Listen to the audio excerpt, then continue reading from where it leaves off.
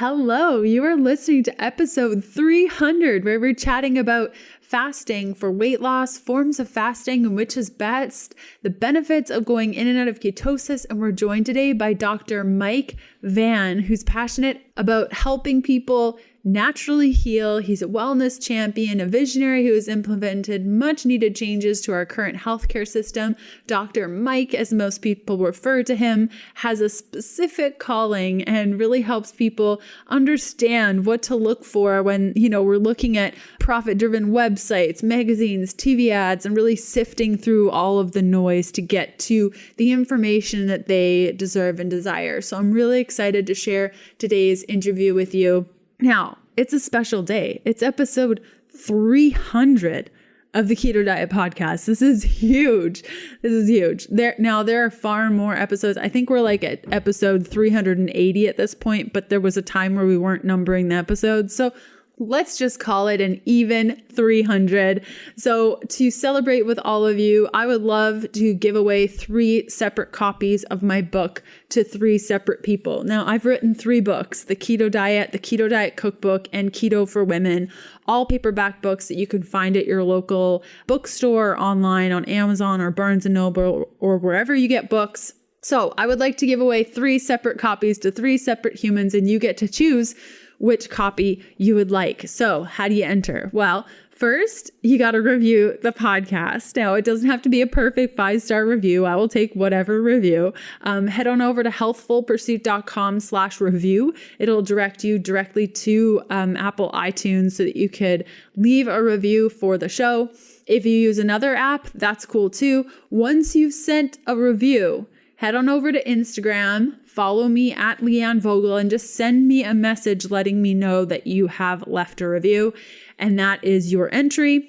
Really, really simple. If you don't have Instagram, you can always contact me by going to healthfulpursuit.com/contact and just let me know that you submitted a review. That's good enough for me. And then I will select 3 random winners next week and send you a message. That's why I need the message from you, so I can contact you and let you know that you won something. So if you have always wanted a copy of one of my books, or you have a special somebody in your life whom you think would benefit from your old copy or a new copy, again, review the podcast on any podcast player that you are listening to the show on, and then send me a message either on Instagram or to my email, healthfulpursuit.com/contact is the best way to reach me, and you will be entered to win. Okay, let's do this thing. Hey, I'm Leanne Vogel. You're listening to the Keto Diet Podcast. I've created a free guide with tips on how to start keto and maintain your fat-fueled life. Grab it at healthfulpursuit.com/free as a little thank you for listening to the show.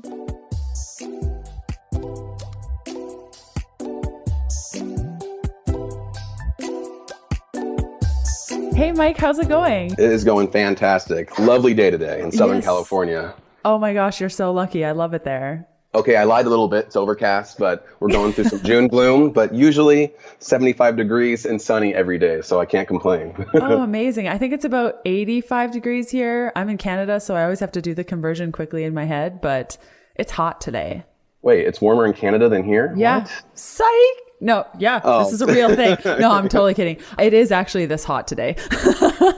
Wow, that's impressive. I know, right? Everyone thinks we live in igloos, but it's not a thing. It's actually quite hot sometimes. That's a myth? Igloos? Yeah, right. I've had that. I've actually had people ask me if I live in an igloo, like for real. So no, I do not. It's a real house, just like what they have in Southern California, probably. What city are you in? I'm just outside of Calgary in Alberta. Cool. It's about a 4-hour drive from Great Falls, Montana, if people are wondering. Well, I'm familiar with BC a lot. Go to BC. Just got back from Whistler a couple months ago. So Beautiful I'm familiar with Canada, place. Just not Calgary. It's a great place. If you like oil and gas, there's not much else going on here. So why don't we start off by you telling us a little bit about yourself? Yeah, sure. I grew up always in the health and fitness field with the primary interest and just kind of doing something exercise and diet based. And it kind of, stems from my interest all the way out through high school, and went to college in Washington State. That's where I'm from, Seattle area. So got my undergrad there with a Bachelor of Science degree and, pre-physical therapy, kinesiology, and then moved down to Southern California. I just was kind of sick of the gloomy days and the darkness going on. I was ready for some nice weather. Came down here and, working as a trainer for a little bit, but then I really found my calling. I wanted to go in the health field, but I didn't want to be that typical allopathic medical doctor, not that just prescribe medications, because I already know we take all these medications more than the next 6 countries combined, yet rank nearly towards the end of, health among developed nations. So it's clear that the drugs are not, making us healthier. So I wanted to do something natural to basically fix people's physiology to get them healthy instead of just putting them on drugs for the rest of their life and monitoring symptoms. And the reason I wanted to have you on the show is because you've done a couple of videos on fasting and I've watched them and I'm like, yeah, this guy knows what he's talking about. I like this. We need to have him on the show. What is your stance on intermittent fasting? Because we chatted about it a little bit before we started the recording, but I'd love to kind of set the tone for what we're going to talk about today and kind of get your overall experience with it and where you feel it's beneficial just right off the bat. Yeah, there's countless studies on continuous fasting for an extended period of time, and I wrote a lot about those in my book, The Scientific Approach to Intermittent Fasting, but the studies are undeniable. And then also too, it's not just like studies, it's also just looking at natural populations of people fasting for religion, or for Ramadan. They're doing pre and post blood marker tests. And just by those intermittent fasting, pretty much, they're basically doing an intermittent fast. They're not eating during the entire day when it's light, then they're eating at night. So that's basically a natural study done on these populations. And the results are magnificent. And that's just from just taking a break from eating during the day. It's not telling you to go 5 days without eating. It's just taking a break. And I've read these studies. I saw that. It piqued my curiosity. I started doing that. And I probably implemented it myself, doing it daily for probably the last 5 years or so, doing it every single day, not missing a beat.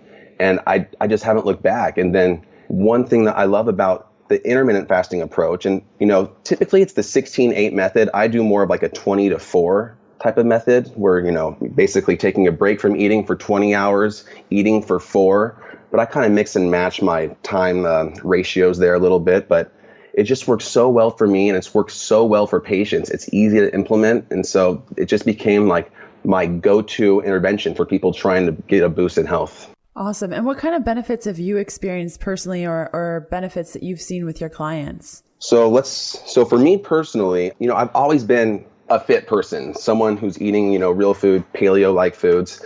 But the intermittent fasting, and with my really busy schedule, it's simplified my schedule, first of all. I have to worry about one less meal a day. I don't start my day off eating a huge breakfast anymore. And that changed. And because, a lot of times too, after a big breakfast, you kind of get that food coma in the morning and feel lethargic. And so I'm a super early riser. I'm up at 4 a.m. every day. And I get my most, I have my most mental clarity in that fasting period in the morning. And that's what I notice the most. I'm able to do so much work with just a clear head and, just with this massive brain function. And I just haven't looked back since then. So I noticed this massive mental clarity, not to mention my physique has been a lot leaner, as well as just, it seems like I'm able to just be, become more cut with a lot more ease, if you will. And so I love that. And then going on from that to my patients lose weight dramatically under this method because they're constantly in feast mode, throughout. What's a typical nutritionist going to tell you to do? Eat every 2.5 to 3 hours. Start your day off with a big breakfast and then eat small meals throughout the day, 6 small meals a day. And they don't have a whole lot of science, if any, to back those claims up. But yet you learn that in school, part of your curriculum. You learn all this stuff. And that whole theory is to avoid starvation mode, which is honestly a pretty big myth out there. And it's good to kind of debunk that. Yeah. And really scary too, when you start eating this way and you're fasting, you're like, wow, I feel so much better. And then you feel like I've been lied to for the last 30 years. It's so true. And it's like, when you say it's called fasting, but really when you do this method, it's like skipping one meal a day. So it's really not that extreme. You're not saying go a full day without eating. It's just narrow your eating window a little bit. Totally. And so I think a lot of people are asked, or, get confused and, oh, this is so extreme. This is easy. It really is easy. You just got to give it a chance. If your body's expecting a huge meal first thing in the morning because you've trained that way for 20 plus years, however long it's been, well, guess what? When you wake up in the morning, your body's going to expect a meal. So you kind of have to go through that transition period as if you were doing anything, whether you're quitting caffeine or anything. You got to expect a transition because your body was expecting that pattern for so long. Yes, I'm so happy you said this because I can't tell you how many people I've spoken to and they've been eating breakfast, lunch, and dinner, 2, maybe 3 snacks a day. And then that was on a Sunday for the last 30 years. And then they decide on Monday, they're going to just start fasting and they try to go until 5 p.m. without food. And it's like, no, guys, like baby steps, like try to remove the snacks first and then, increase your fat so that you're not as hungry and, then remove the breakfast. So I'm really happy that you brought that up. And also too, with the baby steps, something that you said previously is that you do this every day. Do you have to do it every day? Do you find to get those benefits? Or like for myself, I fast maybe 3 times a week and I find that that's where my body is best. I know that a lot of people probably heard that and thought, okay, so now I need to fast every day to get on the benefits. Yeah, no, there's a ton of different, intermittent fasting methods. You could do the 5-2 method, fast for, 2 full days and the other 5 days are normal. You can do the alternate day fasting. To me, I just like the daily because I like to create patterns in my day, in my weeks. And if you have like a cyclical pattern that you do each and every day, it becomes easy and you start doing things in autopilot. But if you're going to go like alternate day fasting, to me, that's too sporadic. And for a lot of my patients, it doesn't kind of work with their behavior because they need consistency. And so it tends to be more of a long-term lifestyle change when you do it daily than being so rapid with all these changing things going on in our environment. So I just like to keep things steady, consistent. And I feel like that way kind of engraves in human behavior to really keep this method going for long term because it's not a diet, it's a lifestyle. That's what I always like to say. Yes, totally, completely.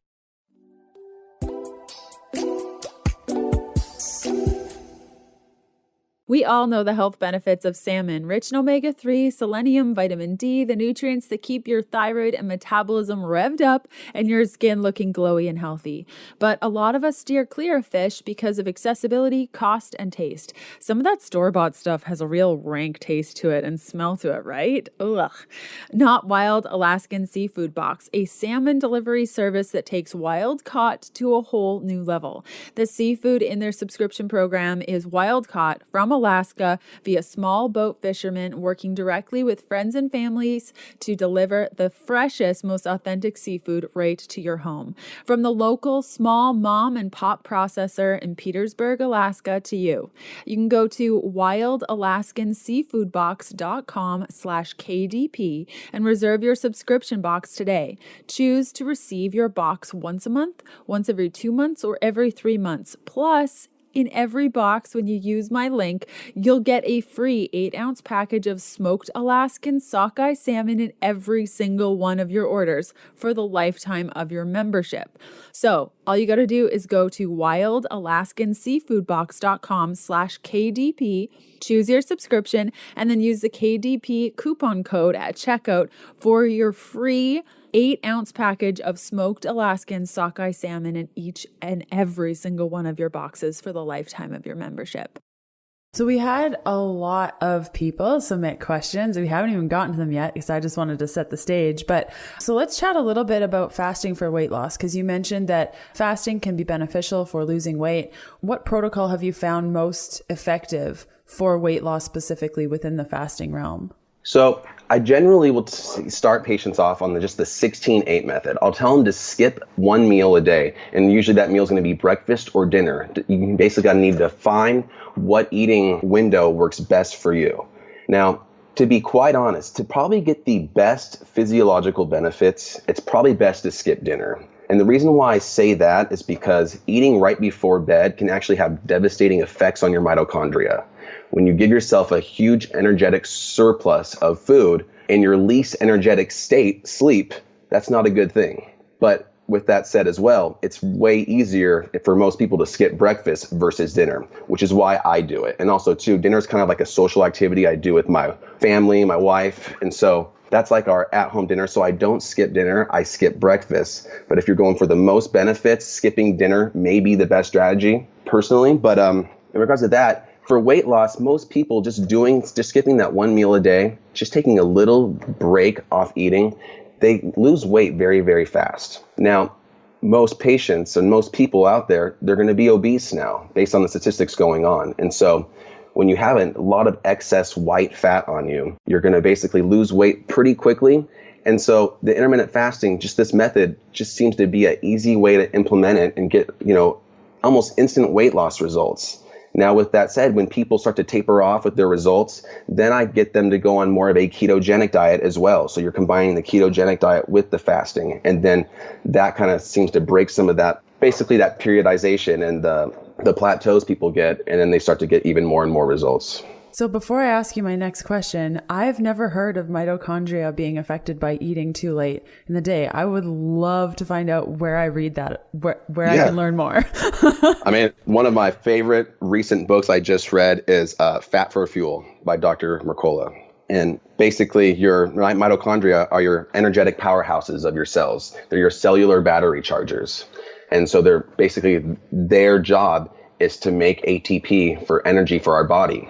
But what happens is if we eat a ton of food, you just generally want to use that food for energy. But our least metabolic state we go through is sleep. So if you eat a huge meal right before bed, you're basically giving your mitochondria all this food to kind of basically, convert to ATP for easier energy sources. And it ends up just getting stored because we're not going to be using that for any type of activity. We're sleeping at that point. And so at least if you're going to eat dinner, at least try to wait a couple hours before bed to take some pressure off your mitochondria so they can rest as well. Brilliant. I love learning new things. Thank you so much. I'm totally going to read that book. It's actually been in my recommended things on Amazon since it launched, and I keep ignoring it. So now I'm going to get it. So thank you for that.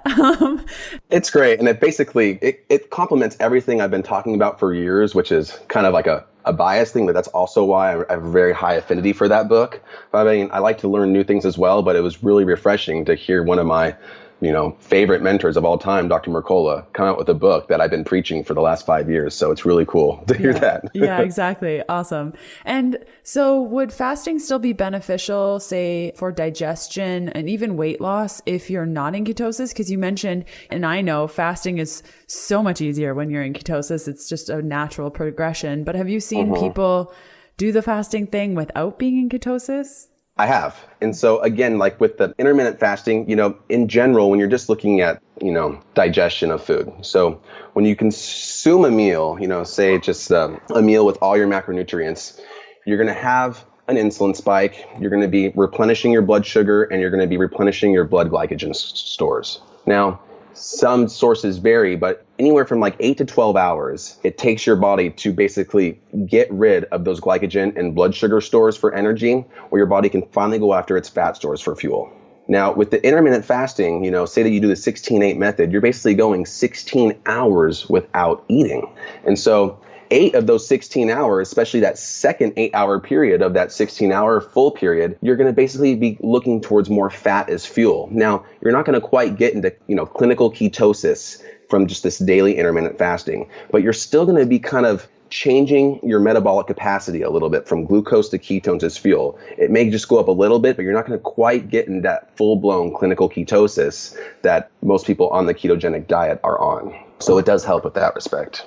That's awesome. And so you chatted a little bit about your eating window and either removing breakfast or dinner. Now, if somebody is doing, I want to talk about 24-hour fasting, but also I guess if somebody is just doing intermittent fasting, what I often see in my practice is that people will do intermittent fasting coupled with calorie reduction.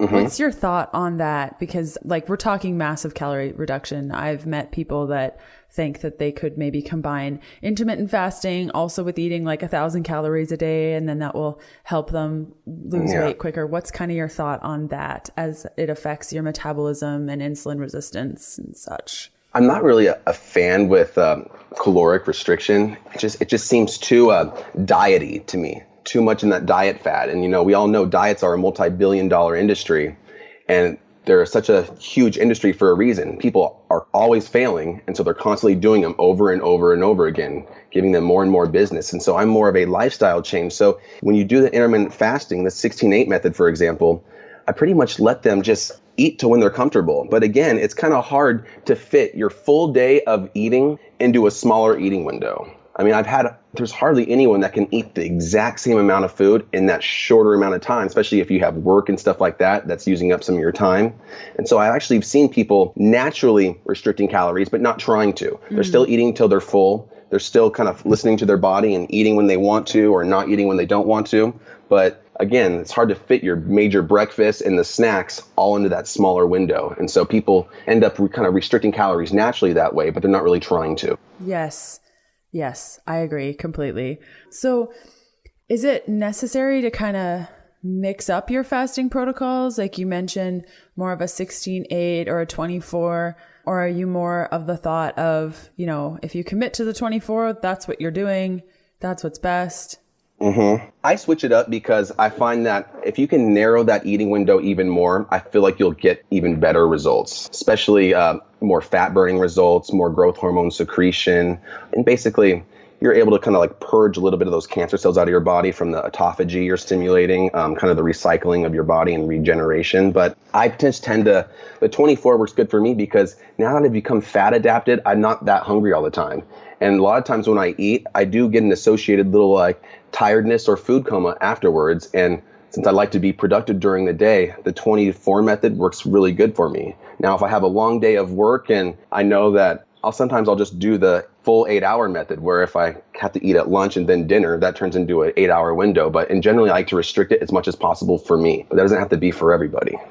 Interesting that you mentioned the tiredness after food. Why do you think that is? I know that when I was fasting quite considerably, I was doing mostly 20 hours fasted, 4-hour eating window, that I would get extremely tired after my meals, like to the point where I would have to do it in the evening when I knew I didn't have to work. Otherwise, my brain would be kaput. Sure. Yeah, I think a lot of it too is like once you eat something, your body's now dictating its energy for metabolism. And it's not necessarily for having a brain that's going to be well functioning and doing tasks. So it kind of shifts your energies into kind of storage mode versus kind of using your energy for, doing everyday tasks. And so that's why I feel that you get this food coma a lot. And, to me, it just kind of ruins my routine of my day when I eat too much in one meal. And so I just try to avoid that. And the intermittent fasting is a great way. And dinner tends to be one of my bigger meals with result, but I also try to eat at least 2 hours before bed so I can avoid that taxing on my mitochondria. Brilliant. And so there's a lot of confusion around fasting, like a lot of it, especially as it relates to quote unquote eating during your fasting window, but still fasting. For example, people drinking, this is just a random example, but like Coca-Cola, like Diet Coke, or having coffee with butter in it. What's kind of your stance on quote unquote eating during your fasting window, but still fasting? Yeah, right. Or the juice fast, the bone broth fast. There's so many fasts out there. Now, It depends on what your results or what your goals are. Fasting in general can basically rejuvenate your entire body. But I think a lot of those benefits, when you look at the research, is because of the suppression of insulin. So that's why I do think coffee or a bulletproof coffee, people like, it's such a popular word now, but that coffee with those healthy fats in there, I do think that's a good thing because you're not giving yourself any carbs during that morning. Now, I'm not saying do 2 tablespoons of coconut oil, 2 tablespoons of butter. I do like a half tablespoon of each. So I'm not getting really any more than like 300 calories of just pure fat in the morning. But when you have people go on this method, especially if they're eating every 2 hours, and you say, and most people are coffee drinkers, and you say, oh, but you can do this bulletproof coffee thing in the morning, that gives them like a crutch. They absolutely love that. And it just creates so much more compliance with this. And for me too, I am a huge coffee drinker, and just for the coffee, I know we're kind of swifting gears, but if you're doing like a juice fast, well, juice fast is purely almost all fructose. Now, it's healthy fructose from a natural food source like fruit, but you're going to be completely elevating insulin doing a juice fast. And so you're not going to be getting some of those rejuvenation effects that fasting can offer. Now, with that said, it can be good to give your digestive system a break and give yourselves a lot of these nutrients from the juice. So it really depends on the goal of doing a bone broth fast, a juice fast. To me, I actually like doing the fatty coffee, but there's a limit for that. Some people do way too much and it gets kind of out of hand, in my opinion. But doing a little bit and giving your brain some of that easily digestible medium chain triglyceride fats to give your energy or give your brain kind of like a boost during that fasting period it just tends to be very beneficial for me and my patients. So you're just saying, depending on your goals, you can choose different things, bone broth, water, fatty coffee. But I mean, I've seen people drop like 1,000 calories into one fatty coffee and I'm like, oh girl, yeah, like that's a lot. Yeah. I thought you were fasting. That's not fasting. Yeah, no. Totally. So it's just, True. If you're going for insulin resistance, for example, and you're doing fasting, well, a juice fast would not be appropriate for that, obviously, because not only are you taking up the fiber of the fruit, you're also just getting this straight kind of like, it's nutrient dense, but there's a ton of sugar there. That's absolutely going to spike your insulin and definitely not help if you're trying to get rid of the insulin resistance, for example, which over 50% of the people now have. And so speaking of insulin and insulin response, there's been a lot of news in the media lately about stevia and its effect on insulin. Have you experienced this? I know like I can eat stevia and it's totally fine with my blood sugar and all this stuff, but a lot of people are saying that it's affecting them. Have you seen anything in your practice? I heard stevia? And there's also a stevia product called I think it's Truvia. Yes. Or something like that. And so I've heard some negative things about that product. Stevia, in my experience, I found it to be fine for when patients are taking it. I just, it's naturally more sweeter than sugar. And a lot of people just have this massive sweet tooth that I think even kind of getting off the stevia, so it kind of helps reset their taste buds as well. And they begin to appreciate real whole foods again, so I almost don't I don't recommend stevia, but if they absolutely have to have a sugary substance or a sweetener, I recommend it. But I mean, for like my coffee, for example, I just add a pinch of cinnamon and I just don't have that sweet tooth like many people do. So I think that getting off sugar, but doing a bunch of stevia, that's not really going to reset your taste buds. In fact, it won't. It'll actually make it worse because stevia is actually more sweeter than sugar, even though you don't have that huge insulin response like you do with regular sugar. Yeah, it's interesting you say that too. I don't eat a lot of stevia anymore. Like maybe I'll have it like once every couple of weeks, but I find I don't crave as much sugar now than I did when I was putting stevia in my coffee every morning. Like it was just, then I would crave more sweet things. And so I agree with you on that.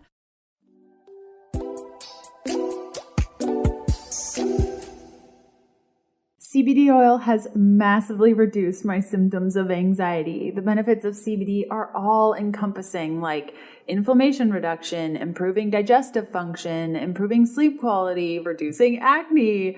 But here's what you have to know before you grab a random bottle and start supplementing.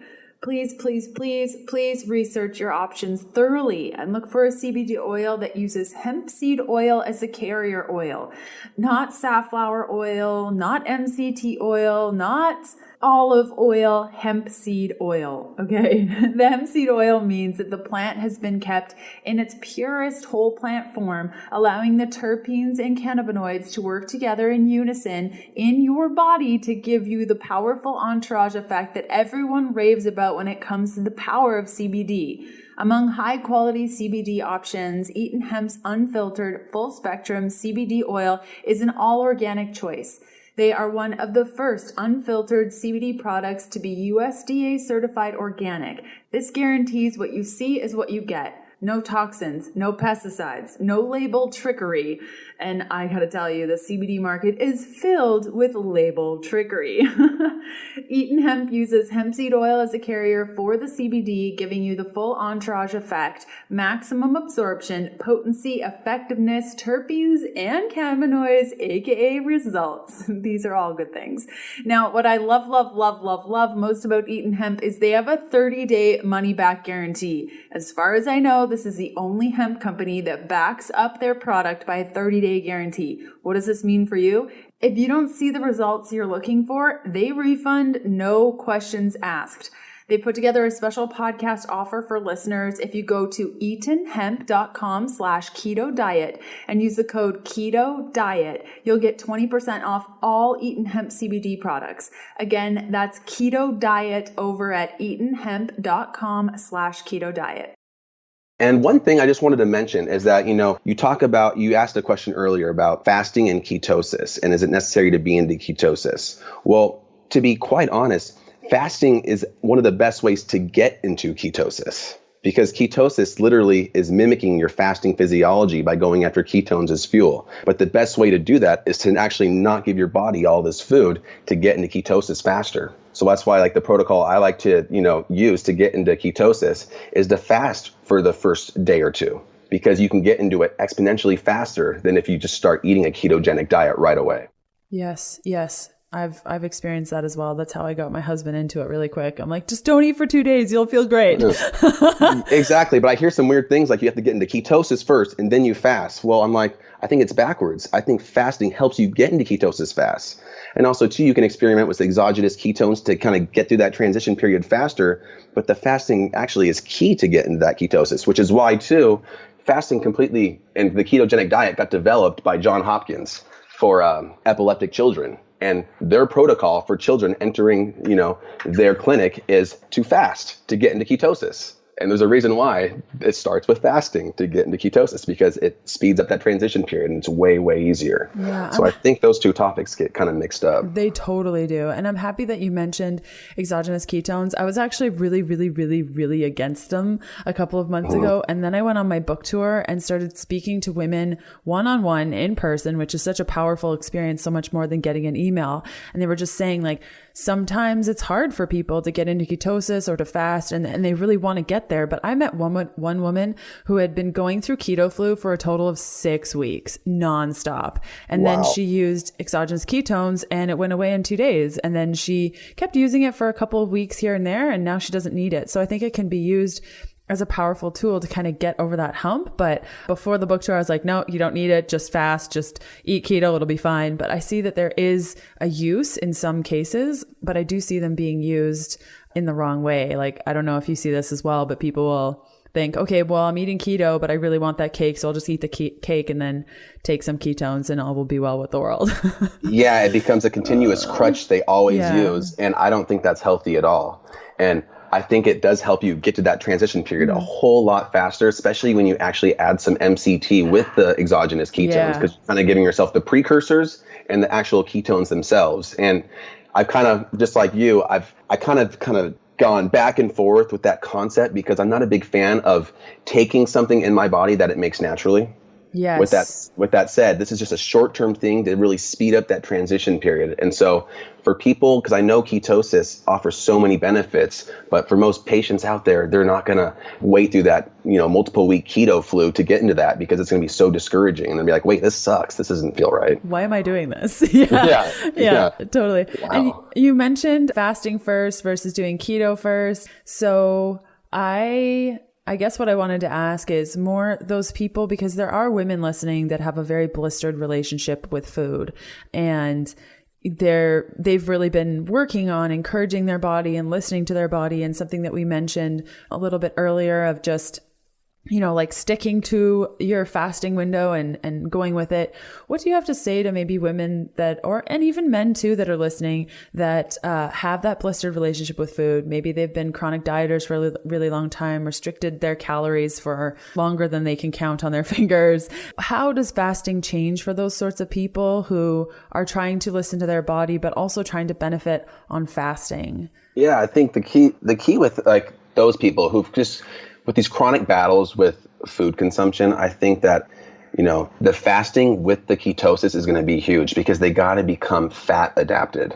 The sugar is such a fast burning fuel that, you get hungry instantly, so if you're always hungry, you're always going to be thinking about food. But I think the faster, and it all stems back to getting in ketosis. I think the faster these women, and men, definitely I see a lot of men with this type of problem too. The faster they can get into ketosis, we all know that once you're in ketosis, you can go multiple hours without even thinking about food, because you're literally just using your stored fat breaking that down by your liver into ketones to, for fuel. And you're completely energized, a constant energy flow, and you don't have to think about that food. So I think getting into ketosis, and definitely measure your ketone levels. Don't just assume you're in ketosis. Measure the ketone levels, because if you are constantly hungry, but you're like, oh, I've done ketosis for this long, then you're probably not in there because you haven't checked. So I think that the ketosis is really the magic bullet for that. How do you test your ketones? I always like to ask people, like, what's your go-to?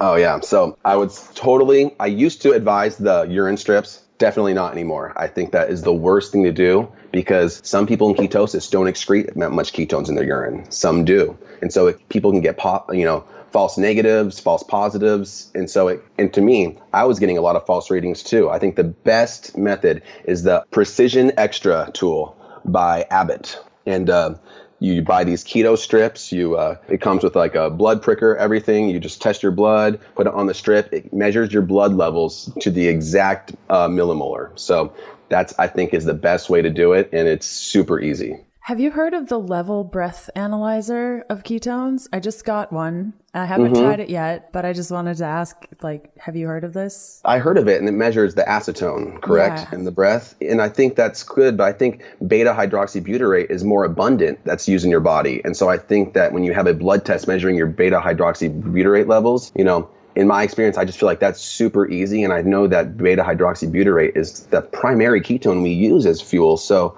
I think that way might be a little bit more superior than the acetone breath analyzer, but I certainly think the breath one is better than the urine strip. Yeah. On a scale, urine is breath is okay, and blood wins every time. Yes, exactly. Because you can't, the blood doesn't lie. Totally. That's what I like to say. It's so true. It does not. If your blood's negative, then guess what? You're negative, 100%. Yeah, cool. I like that. And so there's a lot of people that have some health imbalances and want to try fasting. Do you adjust your fasting protocol if a client works with you that maybe has adrenal dysfunction or Hashimoto's or insulin resistance? Yeah, I do. I'll tend to, I'll tell them to, instead of starting with the 16-8 method right away, we start in baby steps. So I just say, instead of eating first thing in the morning, which they've been trained to do, just start to delay it a few hours, or 30-minute increments, every, day or every week. Just kind of work baby steps your way up, because for these type of people, starting one day off right away, not eating breakfast, it can kind of, just like trying to get into ketosis and going through that transition period, kind of just demoralizes them, because they can't commit to something like this that's making them feel so bad. And so I think for all these thyroid issues and stuff, which is a whole nother topic, but I just think that starting in this most baby step as possible, but working your way up to that 16-8 method is going to be fantastic. But you just don't do it right away.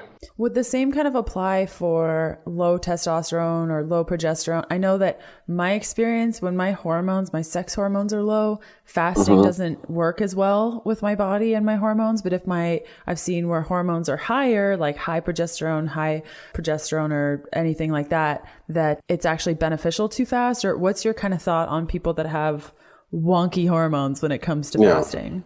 Well, it seems like, based on the literature, that you have insulin and, for instance, growth hormone, and they're kind of indirectly related. So when we can suppress insulin, we're going to raise growth hormone. And and fasting definitely shows so much research in the ability to raise growth hormone, which in turn can affect our testosterone, progesterone, everything, both males and females. And so I do find that fasting, not necessarily long-term, but especially with the intermittent fasting, it actually shows very positive benefits on hormone levels for that. Cool. Awesome. And is it true that the longer you fast, I guess we already kind of answered this question, more of like, if you have adrenal dysfunction or thyroid issues, can fasting potentially harm these organs that are already weak and sad? Yeah, so if you have like adrenal fatigue, I don't think that doing a ton of bulletproof coffee is going to help. That's actually going to just tax your adrenals even more. Because of the caffeine, right? Exactly. Okay. Yeah, and it's constant caffeine. And then also too, that's why some people will notice without eating, they feel like they have these like tremor type issues. And I think a lot of that actually stems from the caffeine consumption. A lot of people who aren't doing the caffeine, or, if that's the case, or they feel kind of weak, just having a good pure fat source, like a half avocado or something, would be definitely beneficial for that. Just as long as you're not spiking insulin. Because again, I do think that a lot of these benefits stem from keeping insulin low. So aiming at foods that keep the insulin low is basically going to help with every single thing else going on. Because once you work on insulin, you're going to work on every hormone in the body. Insulin's like that signal molecule. So once you lower insulin, almost every other hormone in your body and every other organ starts to kind of work better. Is it fair to say too, like I know that if you have too low of insulin, that's also not a good thing. It's not a good thing, which is why I don't recommend continuous ketosis. And I know I said it, and you got the Keto Podcast, and I'm sorry. No, let's go there. I love it. I'm not a continuous guy, and I don't think that's what we're made for. And it all stems back from our ancestors. They would go hunting for 3-4 days without any meal in their body, but they were still able to hunt effectively because they were in ketosis. But then what happens is, when they finally catch their game and they get a bunch of food gathered up, then they would go into feast mode and they would get out of ketosis. So they literally use both of their metabolic capacities, using glucose as fuel and fat as fuel, in a cyclical fashion. And I totally think that's what we're made for. Our body does not like to be in the same state forever. That's why we sleep. That's why we wake up. That's why we do high intensity interval training, periods of high intensity intervals versus periods of rest. So I think our body likes these different states, and our body has these different metabolic capacities because they should be used. Both of them should be used. And so especially after like a period of strength training, I do think fruit is good. Fruit in proportion. And so I think going a full day in many years in this continuous ketosis state, and so avoiding all fruit and everything, and lots of vegetables for that matter, I don't think that's healthy. But I couldn't agree with you more, and I've never had a guest on that said that, and we need to have you on every week. And I have a protocol I do with the cyclical ketosis and how to get into it and out. And right now, me and my wife do it actually once a week for a 3-day period. We'll get into ketosis and then we'll go back out. But especially, and so those days I'm in ketosis, I don't do a whole lot of major strength training during those days. But then once I'm off of it, that's when your body's getting the benefits. And so, for example, you could talk about the Mtor Pathway, which is a whole nother discussion, but super, super interesting that I'm very passionate about. But so there's all these things associated with ketosis and fasting that just spike my curiosity, and I get too excited and I talk too fast and my mind goes all over the place. But it's just so important to do it cyclical, in my opinion. And that's also too why I did that. I kind of talk about that in my book, and also too Dr. Mercola with his Fat for Fuel book. It's exactly on point with everything I've been saying. Yes. And it's so nice to speak with somebody that agrees on that. It's something that I've been practicing. I did 6 months hardcore keto, didn't cheat once, and I felt like garbage. I did not feel good. And I started dealing with a lot of issues. And now that I have that cyclical practice, I'm on top of the world. Like every doctor said I would never get my menstruation back. That's been back for almost 2 years this September, and ovulating and everything. And it's because I'm always changing that state of my body. And I think if those listening who are like, how, what, I don't even understand, very much in line with the daily fat burner fat fueled profile, or even the adapted fat burner full keto profiles I share all over in Fat Fueled in the Keto in the Keto Diet, my paperback, I talk about that very thing of the cyclical practice and the benefits that it can bring. So yeah, yes. And that's huge. And if you're like severely obese, you can obviously stay in ketosis for a little bit of an extended period of time, because you're obviously going to go into a massive fat burning state in ketosis. But just know that's not going to be in the state you're going to be in forever. And some people think that, and they do it, some people do it for, months and months and months. And I don't think that's good, because a lot of the benefits you get is during that refeeding stage. But also too, you can't get to those benefits of refeeding until you go through those benefits of fasting and ketosis. So it all kind of prepares you for these refeeding phases and all those benefits you get from that. And I guess it would depend how long you stay in ketosis based on what your goals are, because I know people listening that just heard what you said, they'll be like, okay, so like how long is too long and when should I refeed? And they want like the details of like step 1, this, step 2, this. Can you give any insight as to what they should do? Yeah. So the first thing you got to do is you have to train your body into getting into ketosis, because that whole kind of metabolic pathway, it kind of has a muscle memory. The more you're able to get into ketosis, the easier it is. So for me, I can literally get into ketosis in 24 hours now, which is very, very nice. But for some people, it can take 2, 3, 4 weeks. So your first step is to just get into ketosis. And so when you're getting into ketosis, your first step, we got to get to that metabolic flexibility, actually reach that state. I like to fast for the first day, doing the exogenous ketones with the MCT oil powder. That's what I personally use. I use Quest MCT oil powder. I mix those and I do 2 to 3 drinks of those a day. And that's it for the first day. And then the second day, I still do that intermittent fasting where it's the 16-8 method, for example. But during your eating window, you're just eating those ketogenic foods. And I don't do that exogenous ketone drink beyond the first day because that gets me into ketosis right away. But for other people, they can do that continuously for a few days until they reach that level, especially if they're measuring their blood levels of beta hydroxybutyrate, your ketones. And then once you're at that level, I like to stick with it because you're gonna feel really good once you're in ketosis. It's not hard anymore. And so once we can reach that metabolic flexibility of getting into ketosis, then I recommend roughly a 3-day period, once or twice a month, going into ketosis and going out, going in, going out. Now I do it once a week, but some people that's a little bit too extreme. So for most people, I recommend a 2-day, 3-day period each month. Cool. I like it. Awesome.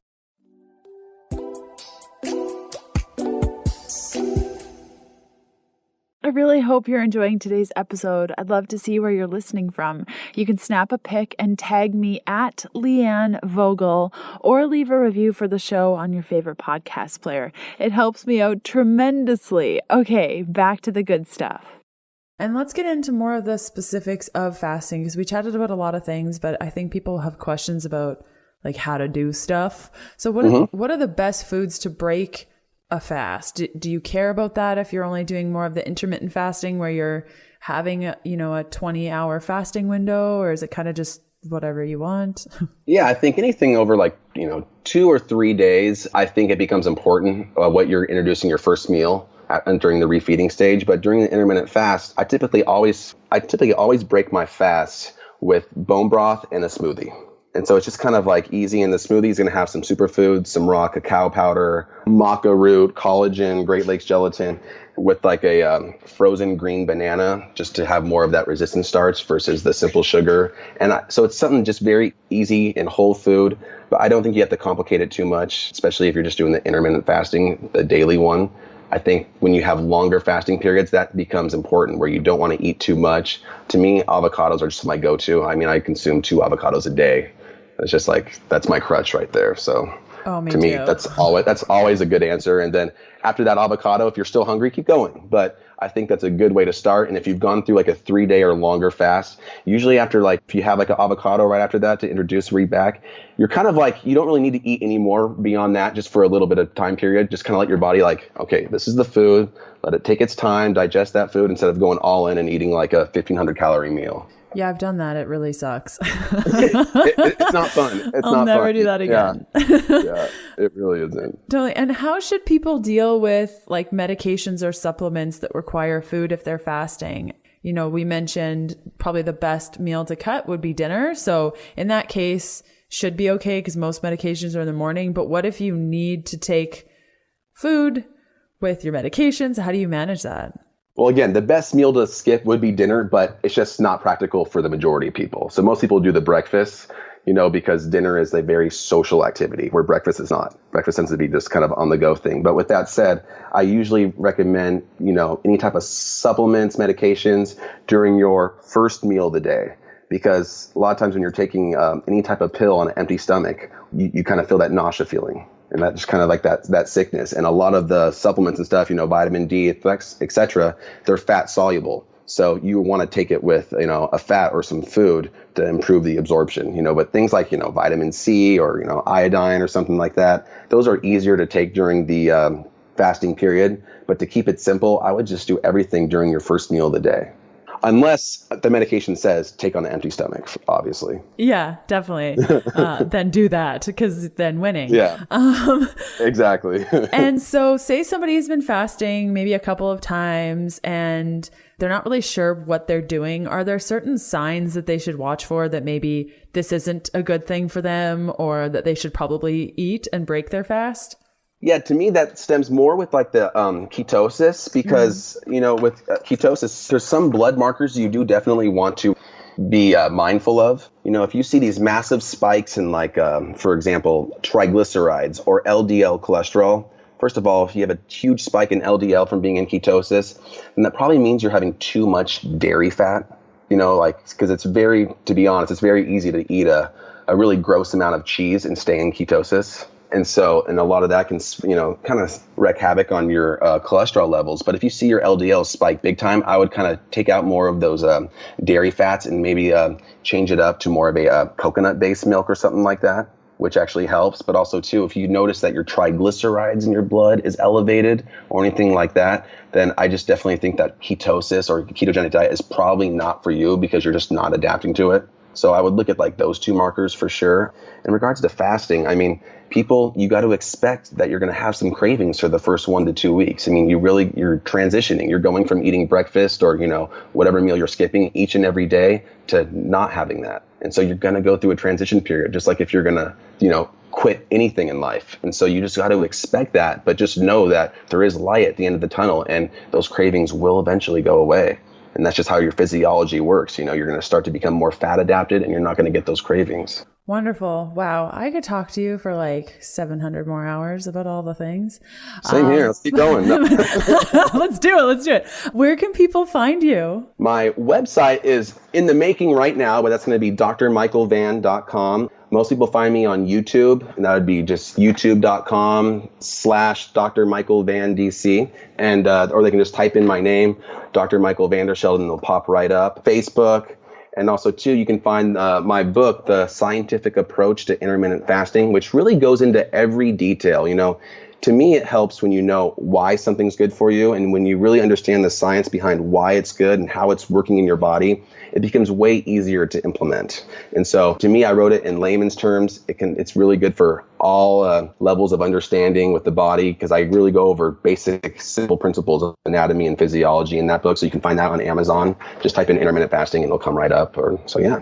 Cool. Awesome. Well, I will include the links to all of the things that you just mentioned, as well as a bunch of different books that we talked about during the episode. You guys can find it at healthfulpursuit.com/podcast/E46.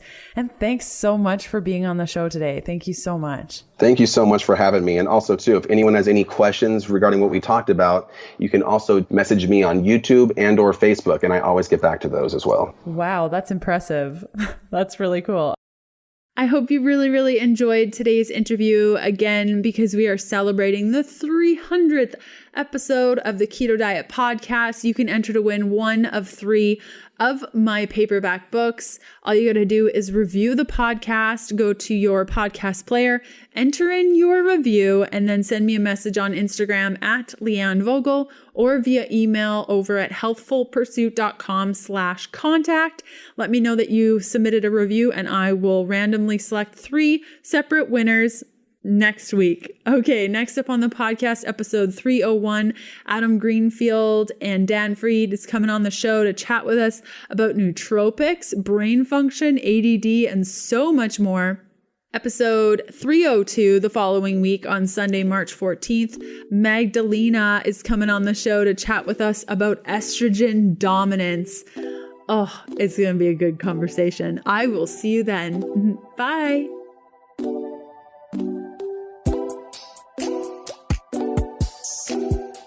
Thanks for listening to the Keto Diet Podcast. Join us again in a couple of days to discover more keto for women secrets for your fat-fueled life.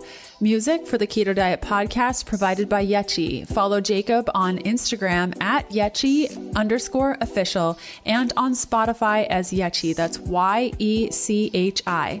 The Keto Diet Podcast, including show notes and links, provides information in respect to healthy living, recipes, nutrition, and diet, and is intended for informational purposes only.